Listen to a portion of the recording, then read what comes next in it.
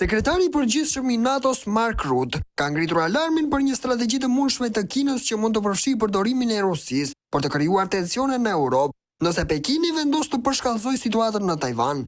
Sipas tij, kjo do detyronte NATO-n të përhapte vëmendjen dhe burimet në dy fronte të rrezikshëm, Azinë dhe Europën.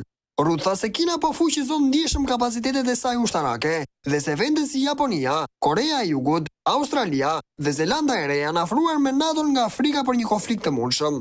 Ai theksoi se një agresion i mundshëm ndaj Tajvanit mund të shoqërohet me provokime ruse në Europë për të shpërqendruar aleancën. Në këtë kontekst, NATO duhet të jetë vigjilente dhe e përgatitur. Rutte kërkoi rritje të buxhetit për mbrojtjen deri në 5% të prodhimit të brendshëm bruto për të përballuar sfidat e reja, duke theksuar se përforcimi i industrisë së mbrojtjes nuk është vetëm domosdoshmëri strategjike, por dhe ekonomikisht i rëndësishëm.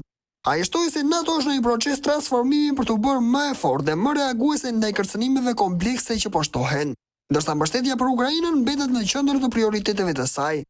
Çdo agresor që mendon të sfidojë NATO-n, duhet ta mendojë dy herë, përfundoi Rutte, duke nënvizuar përkeqësimin e situatës globale dhe nevojën për mbrojtje të fuqishme të territoreve alate.